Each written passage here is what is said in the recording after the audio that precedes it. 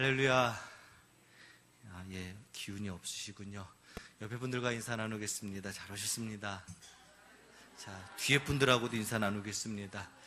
앞에 분들하고도 인사 나누고요. 오른쪽에 계신 분, 왼쪽에 계신 분하고도 인사 나누시고. 예.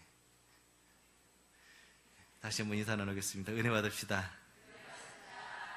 예. 갑자기 오늘 날이 갑자기 추워졌습니다. 그리고 어김없이 추워지면 내일 수능을 본다라고 이야기를 합니다. 올해는 우리 교회에 수능을 보는 친구가 한 명도 없습니다. 그러다 보니까 수능이 보는지 안 보는지 날짜가 가는지 안 가는지도 모르는 상태에서 어느덧 수능이 되었습니다. 자, 우리는 삶을 살아가다 보면 어떤 때는 되게 시간 가는 것을 기억하고 또 어느 때는 시간이 내가 모르는 사이에 훌쩍 넘어가 버립니다. 올해를 시작한 지가 엊그제 같은데 벌써 11월 중순이 되었고요. 이제 다음 달이면 또 성탄절이 우리를 기다리고 있습니다. 그리고 조금 지나면 또 한 살 먹게 되는 날이 다가오게 됩니다. 오늘 이 사사기의 말씀 가운데 보면은요, 인간의 그 덧없음이 인간의 인생이 얼마나 덧없는가 하는 것을 보게 됩니다. 오늘 특별히 이 성경에 나오는 입삼과 엘론과 압돈에 대한 사사들의 이야기가 나오는데, 그 사사들이 한 일이라고는 거기에 있었더라, 그리고 자녀를 낳았더라, 그리고 죽었더라. 그것이 3명의 사사의 이야기입니다. 사사가 3명씩이나 나옴에도 불구하고 그들을 향해서 채우고 있는 이야기는 어디에서 사사가 일어났는데 그가 자녀를 몇 명 낳고 그리고 그가 어디에 죽어서 어디에 묻혔다라는 것이 그들의 모든 일의 전부였다라는 겁니다. 예, 어차피 사람은 잠깐 왔다가 잠깐 가는, 정말 잠깐 있다 사라지는 아침 안개와 같은 것임을 보게 됩니다. 하지만 그 뒤에서 이 모든 것을 다스리고 역사하시는 분이 또한 하나님이심을 우리는 보게 됩니다. 우리는 가끔가다 세상의 주인공이 마치 나인 것처럼 그렇게 생각하고 살아갈 때가 있습니다. 그러나 잊지 않기를 주의 이름으로 부탁드립니다. 우리는 이 세상 가운데 조연이고 이 세상의 주인공은 하나님을 잊지 않는 우리가 되기를 주의 이름으로 축원합니다. 우리는 이러한 모든 삶의 구조 속에서 하나님이 주인 되심과 그리고 하나님의 왕 되심, 그리고 하나님이 진정한 우리의 인도자 되심을 인정하며 살아가는 우리가 되기를 주의 이름으로 축원합니다. 말씀 같이 읽겠습니다. 8절부터 10절에 대한 말씀입니다. 같이 읽겠습니다. 시작. 그 뒤를 이어 베들레헴에 입산이 이스라엘의 사사가 되었더라. 그가 아들 30명과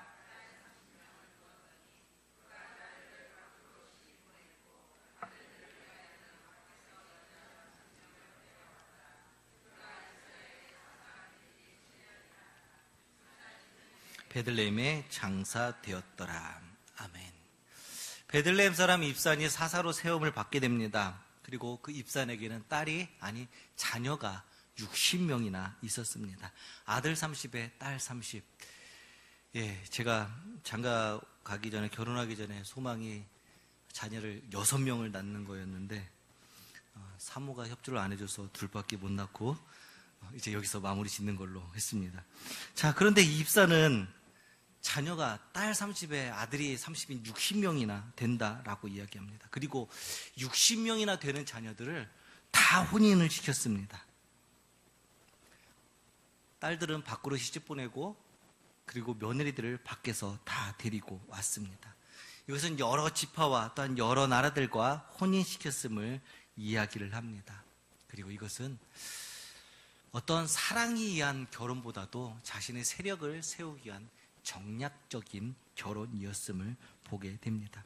솔로몬이 정략 결혼을 통해서 여러 명의 아내를 두었던 것처럼 이 사사도, 입산도 마찬가지로 정략 결혼을 통해서 자신의 그 사사로서의 입주를 굳건히 하려 했던 모양입니다. 입산이 7년 동안 사역했지만 7년 동안인지 아니면 평생 동안인지 그 60명의 자녀들을 다 혼인시켰습니다. 유대인의 아버지들에게는요, 꼭 해줘야 되는 것 3가지가 있는데 그것이 이렇습니다. 첫 번째는 자녀들에게 율법을 가르치는 일을 반드시 해야 됩니다. 그리고 두 번째는 유대인의 아버지들은 자녀들에게 일거리를 할 수 있는 일거리를 만들어 주던가 일을 할 수 있는 기술을 가르쳐 주어야 됩니다. 그리고 세 번째는 아내 구하는 일을 해 주어야 됩니다. 바로 그것이 유대인들의 당연히 해야 된 일이었기 때문에 오늘 보면 입사는 자신의 아버지로서의 역할을 온전히 다 감당했음을 보게 됩니다. 자, 두 번째 사사입니다. 엘론입니다. 11절과 12절입니다. 같이 읽겠습니다. 그 뒤를 이어 스불론 사람 엘론이 이스라엘의 사사가 되어 10년 동안 이스라엘을 다스렸더라. 스불론 사람 엘론이 죽음에 스불론 땅 아얄론에 장사되었더라. 아멘. 엘론은 사사가 되고서 10년을 다스렸습니다. 그런데 10년 동안 뭘 했는지에 대한 기록은 나와 있지 않습니다. 그런데 신학자에 의하게 되면요, 바로 이 엘론이 다스리기 시작했던 이 시대부터 이스라엘이 그 철천지 원수를 계속적으로 쫓아다니면서 이스라엘을 괴롭혔던 블레셋의 세력이 커지기 시작했던 시기가 바로 이 시기다라고 이야기를 합니다.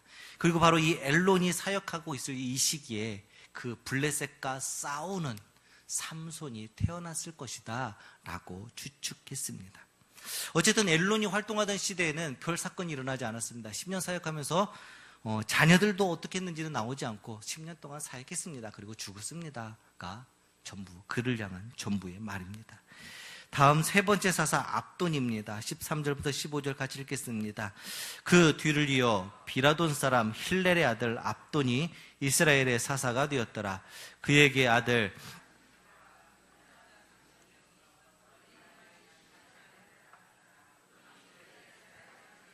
8년이라 비라돈 사람 힐렐의 아들 압돈이 죽음에 에브라임 땅 아말렉 사람의 산지 비라돈에 장사되었다. 엘론의 뒤를 이어 비라돈 사람 힐렐의 아들이 이스라엘의 사사가 되었습니다. 그리고 8년 동안 사역을 하면서요, 70명이나 되는 아들, 40명이나 되는 아들, 30명이나 되는 손자들을 장가 보내게 됩니다. 그리고 어린 나귀 70마리를 탔다라고 얘기하는 것은 장가 갈 때 어른을 이렇게 나귀 태우는 일이 있는데 이것은 아주 귀한 신분일 때만 나귀를 태운다라고 얘기합니다. 즉 압돈이라는 사람은 사사를 하면서 아주 귀한 대접을 받았던 사람임을 보게 됩니다. 그리고 그의 손자까지도 30명을 장가 보내면서 어린 나귀를 탔다라고 봤을 때 어쨌든 이 압돈은 자신은 평생 잘 누리고 자신이 있을 때는 어쨌든지 이스라엘은 평안했음을 보게 됩니다. 자, 그런데 이때부터 이제 블레셋이 이스라엘을 침범하고 침략하기 시작하는 시기입니다. 오늘 우리는 방금 입삼과 엘론과 압돈이라는 세 사사에 대해서 같이 보았습니다. 그런데 이 세 사사들의 특징이 있습니다.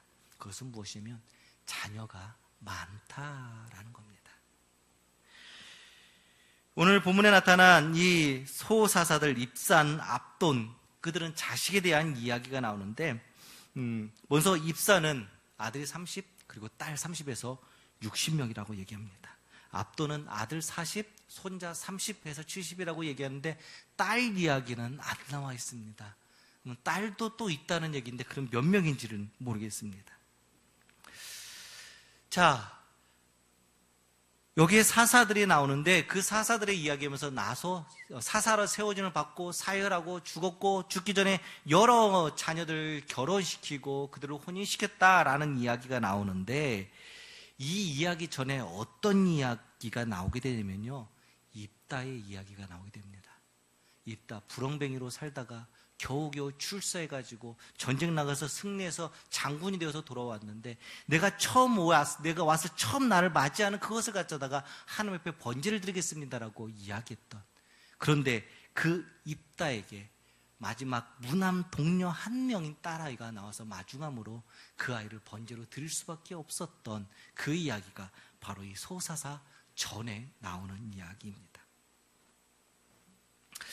자, 좀 그렇지 않습니까? 어떤 사람은 다 똑같은 사사인데 어떤 사사는 딸 하나밖에 없었는데 그 딸도 자신이 이 말의 실수함으로 말미암아 하나님께 번제로 드릴 수밖에 없었고, 또 어떤 사람들은 자녀가 뭐 30명, 60명, 손자가 30명 뭐 이런 축복을 누렸다는 것 자체가 좀 불공평하고 합당하지 않은 것 같지 않습니까?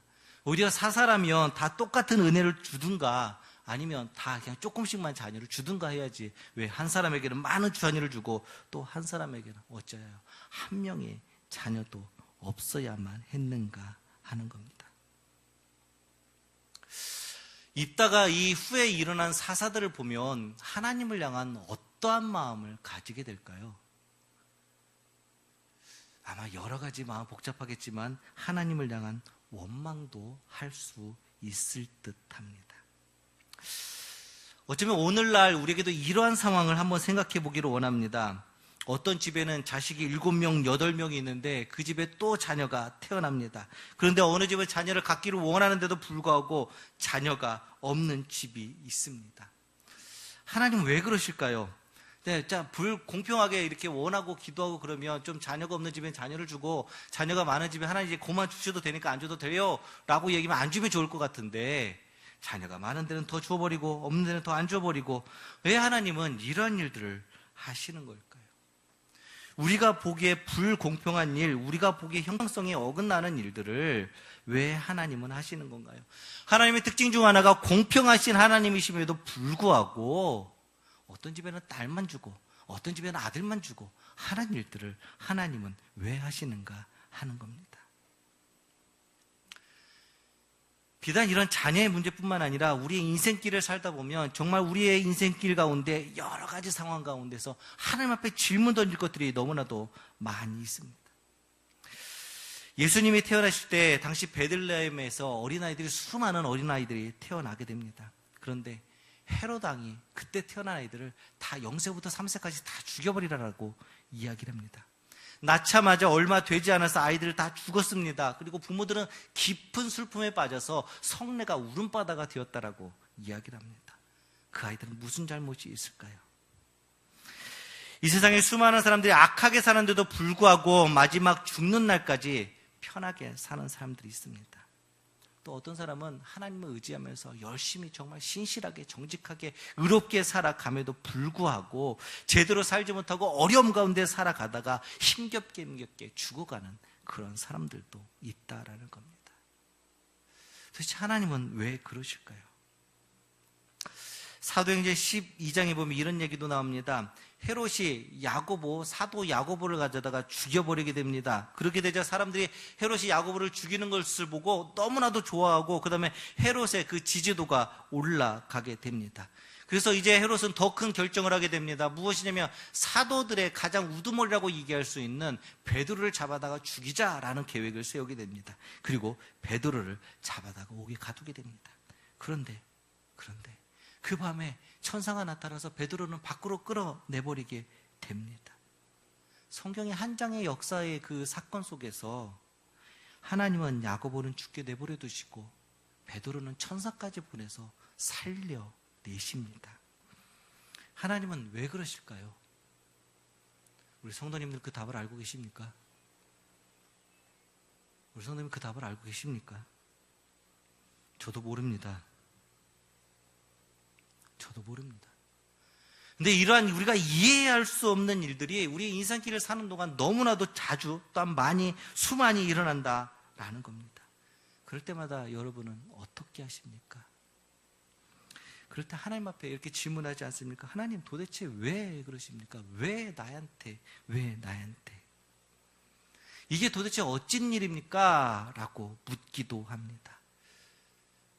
어쩔 때는 울며 불며 혹은 금식하며 하나님께 기도하기도 합니다. 자, 그럴 때 하나님 뭐라고 대답해 주십니까?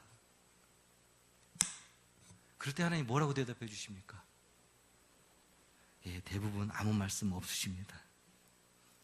왜냐하면 하나님은 우리의 질문에 대답할 어떤 의무도 없기 때문입니다. 그리고 하나님은 하나님이시기 때문입니다. 우리가 잘 알고 있는 그 D.L. 무디, 기도에 무릎 꿇는 사람이라는 사람, 그 다음에 세상에서 가장 복음에 대한 열정이었던 이분이 기도하는데 특징이 있었다라고 얘기합니다. 오랫동안 기도하면서 그가 기도할 때 내는 소리는 이랬다고 얘기합니다.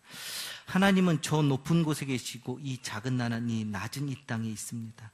하나님은 저 높은 곳에 계시고 이 작은 나는 이 낮은 이 땅에 있습니다. 라는 이 두 마디를 D.L. 무디 선생님은 반복하고 반복하면서 기도했다라고 이야기합니다.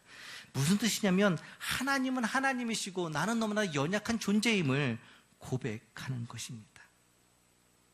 하나님이 창조주 되심, 그리고 나는 피조물로서 어찌할 수 없는 그 차이를 인정하는 것이고 하나님을 하나님으로 고백하는 것입니다. 우리의 신앙은 바로 여기서부터 출발해야 됩니다. 하나님이 하나님을 하나님으로 인정하는 것, 하나님이 하나님 되시게 하는 것, 우리의 신앙은 바로 여기서부터 출발해야 됩니다. 그래야만 우리 인생길 가운데 이해할 수 없는 일들, 불공평한 일들, 우리 그런 모든 것들이 하나님이 하나님 되시기 때문에 할 수 있음을 인정해야 합니다. 하나님이라면 반드시 이 일을 이루어 주셔야 되고 하나님이라면 반드시 이 일을 막아 주셔야 되는데 그러한 일들이 다 일어나는 것을 보면서도 우리가 고백해야 될 것은 여전히 하나님은 하나님이십니다 라고 고백해야 한다는 것입니다. 혹시 우리들 가운데 내가 정말 하나님처럼 됐으면 좋겠다라고 꿈꾸시는 분들이 계십니까? 혹시 내가 기도하는 것들은 다 이루어졌으면 좋겠다, 내가 하나님께 말만 하면 하나님께서 내 모든 소원들, 내 모든 기도들을 다 들어줬으면 좋겠다라고 생각하시는 분들이 혹시 계십니까? 혹시 내가 기도하는 대로 전부 다 된다면 내가 얼마나 행복할까라고 생각하시는 분들이 계십니까? 정말로 내 기도가 다 이루어진다면 행복할까요?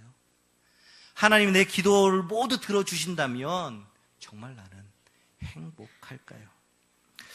유럽의 전래동화 가운데 우리가 잘 아는 이런 이야기가 있습니다. 마음씨가 아주 착한 할아버지 할머니가 깊은 숲속에 살았습니다. 깊은 숲속에 살았기 때문에 잘 먹을 것도 없었고 그냥 하루하루 근근히 먹고 살아가던 이 할아버지 할머니였습니다. 그런데 어느 날 숲속의 요정이 이 할아버지 할머니를 찾아왔습니다. 그리고서 갑작스럽게 이야기를 합니다. 할아버지 할머니, 지금부터 제가 할아버지 할머니의 소원을 3가지를 들어드릴 것입니다 라고 얘기합니다. 밑도 끝도 없이 나타나가지고 밑도 끝도 없이 3가지 소원을 들어주겠습니다 라고 이야기합니다.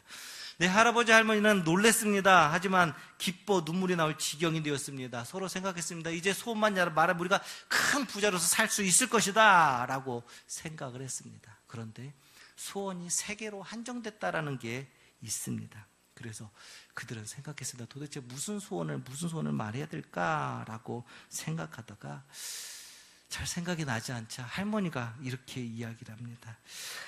이럴 때 소세지라도 하나 있으면 이걸 먹으면서 생각하면 생각이 잘 날 텐데, 그러니까 소세지가, 맛있는 소세지가 앞에 팡 하고 나타났습니다. 자, 이제 막 부자가 될 생각에 막 빠져있던 할아버지가 이 소세지를 이야기하는 할머니를 향해서 지 꼴도 보기는 소세지, 이 소세지 할머니 코에나 붙어버려라 라고 하니까 소세지 코에 딱 붙어버렸습니다. 자, 이제 소원이 하나밖에 남지 않았습니다.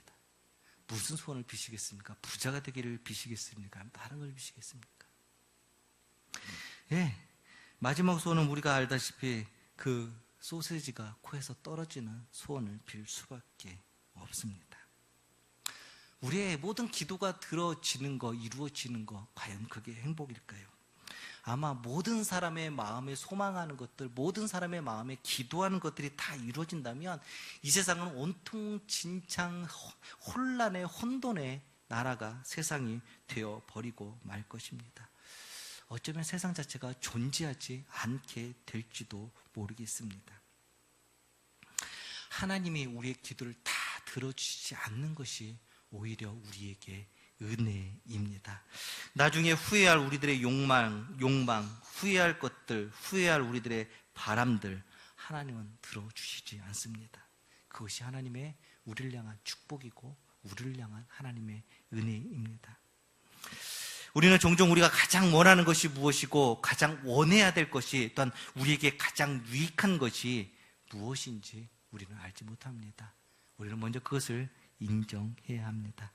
전능자이신 하나님께서 내 인생길에서 내가 이해하지 못하는 수많은 일들을 버릴지라도 나를 향한 하나님의 사랑이 그 가운데 있음을 깨닫는 우리가 되기를 주 이름으로 축원합니다.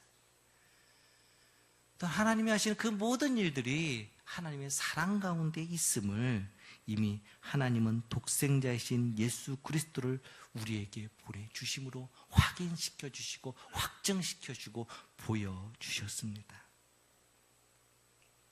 하나님이 자신이 가장 사랑하는 독생자 예수를 보내시면서 내가 이보다도 예수님보다도 내가 너희를 더 사랑한다 라는 것을 보여주셨다면, 이제 그것을 확신하고 나아간다면 우리의 인생길에서 좀 우리가 이해하지 못하는 것 같고 하나님 왜 이런 일이 있어요? 라고 하는 것들 이제는 다 하나님께 맡겨버리는 우리가 되기를 주님의 이름으로 축원합니다.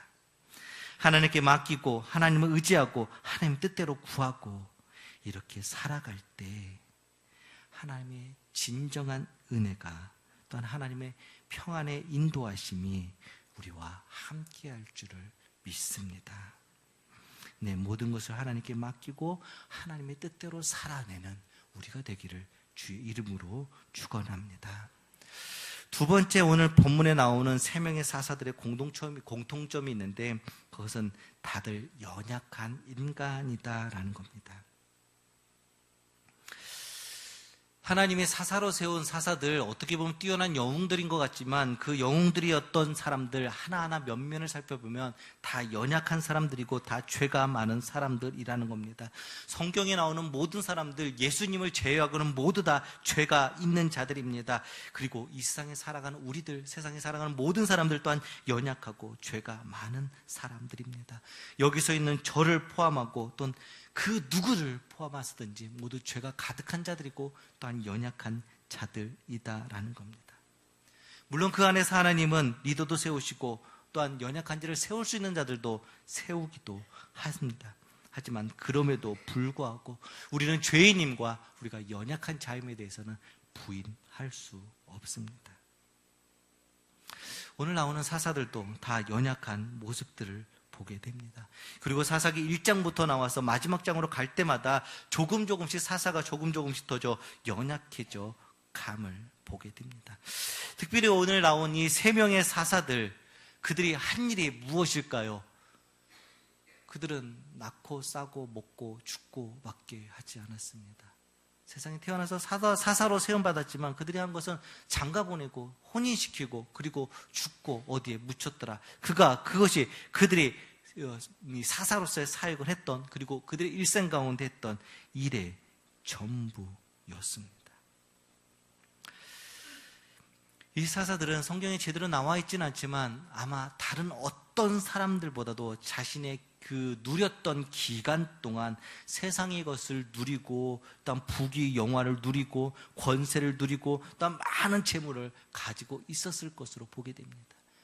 네, 어떻게 60명을 장가 보내고 60명을 혼인시키고 또한 아들 40명과 손자 30명을 장가 보내려면 얼마나 많은 재산이 있어야 되겠습니까?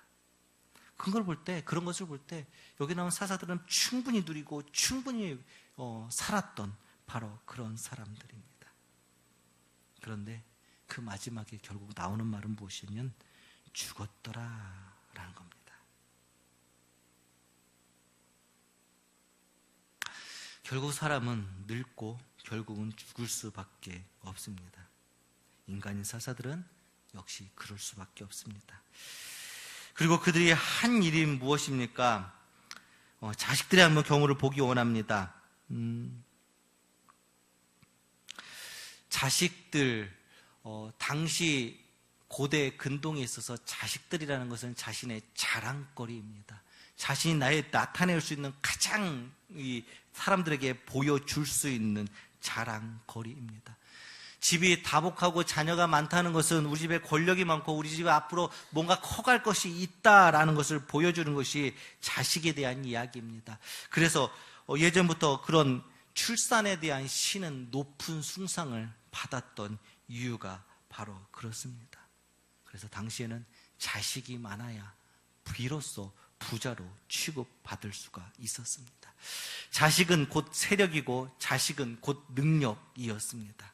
그래서 그 자식은 그들의 자랑거리였습니다. 그런데 사사들이 자신의 자랑거리로 여겼던 그 자식들이 하나님 앞에서는 근심거리였다라는 겁니다. 신명기에서 보면 이런 얘기를 합니다. 하나님께서 나중에 왕을 세울 건데 그 왕들에게 있어서 많은 아내를 두지 마라라고 얘기합니다. 자, 그런데 자식이 몇 명입니까? 60명입니다. 자식이 30명, 자식이 40명, 손자가 30명이나 됩니다.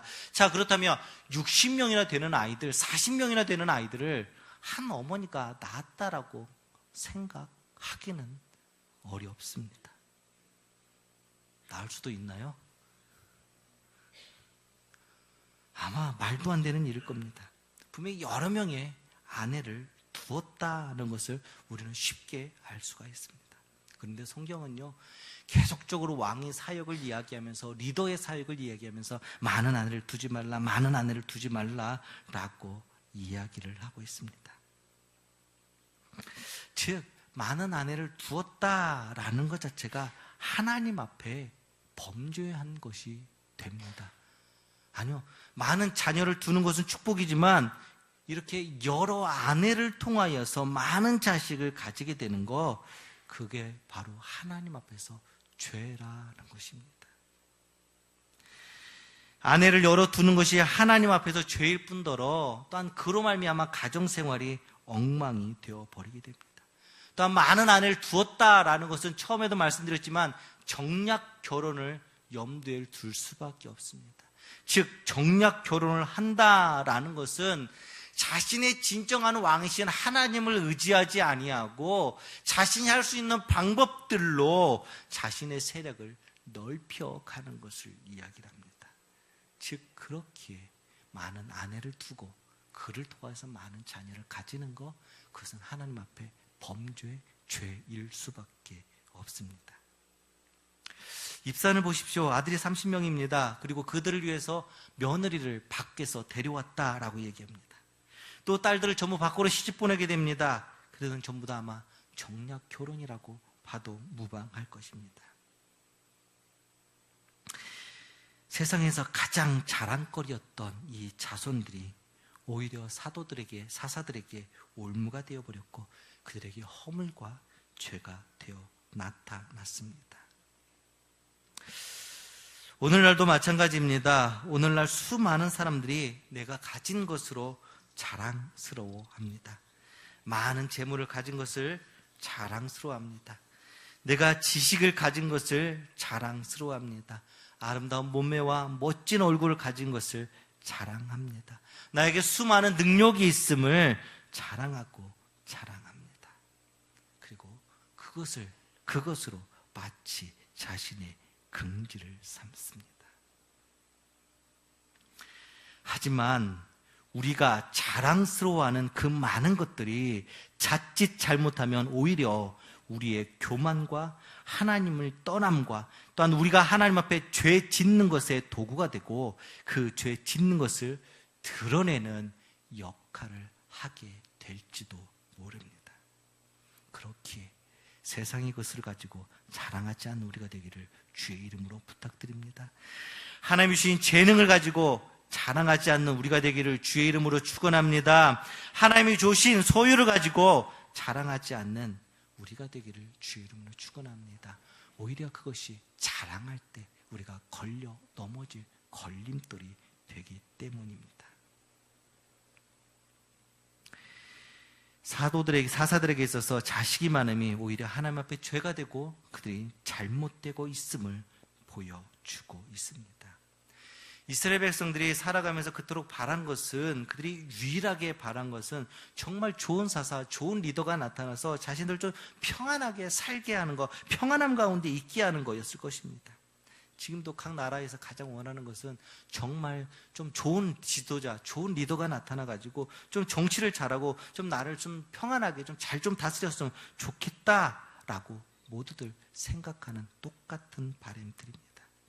그래서 당시에는 더 강했습니다. 왜냐하면 그 왕에게서 모든 그런 권력이 나왔고요. 계속 주변에서는 블레셋과 여러 민족들이 일어나고 있었기 때문입니다. 이스라엘 백성들이 요구하고 이스라엘 백성들이 계속적으로 원했던 것은 자신의 삶 가운데 평안, 조금 더 나은 지도자가 있기를 원했습니다. 이런 자신들만 누리고 자신들이 하나님의 범죄하는 것도 모르고 있는 그런 사사들, 그런 리더들이 아니라 정말로 하나님 앞에 선에서 하나님만 바라보고 살아가는, 정말로 백성들을 원하고 이스라엘만을 위하여서 헌신할 수 있는 그러한 리더자를 이스라엘 백성들은 원했습니다. 그들은 분명히 이렇게 기도했을 것입니다. 하나님, 좀 더 나은 사사를 주십시오. 하나님, 우리에게 가장 좋은 것을 줄 수 있는 그런 지도자를 우리에게 허락하여 주시옵소서라고 기도했을 것입니다.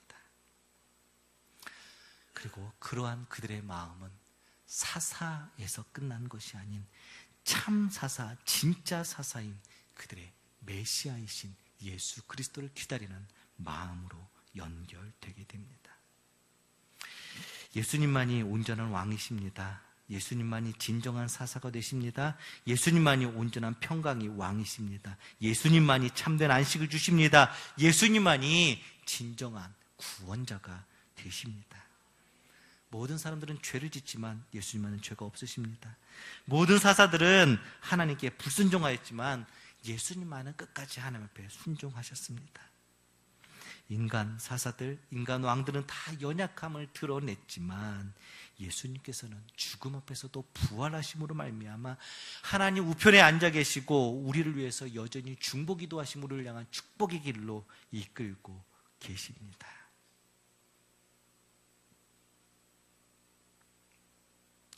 사사들은 자신이 누릴 수 있는 것을 의지했지만 그것이 하나님 보시기에 올바른 것은 아니었습니다. 우리도 이 세상에 있는 그 어느 것도 의지하지 않는 우리가 되기를 주의 이름으로 축원합니다. 하나님이 주시는, 세상에 주어지는 그런 권세에 따르고 순종하는 거 맞습니다. 하지만 정말로 우리가 믿고 의지해야 할 것은 오직 하나님 한 분뿐임을 기억하는 우리가 되기를 주의 이름으로 축원합니다. 하나님만이 하나님됨을 고백하고 그분만으로 만족할 수 있는 우리 성도들이 되기를 주의 이름으로 축원합니다. 시편 84편 가운데 이렇게 얘기합니다. 주의 궁정에서 한 날이 다른 곳에서 첫날보다 나은즉 악인의 장막에 사는 것보다 내 하나님의 성전 문지기로 있는 것이 좋사오니 여호와 하나님은 해요 방패시라.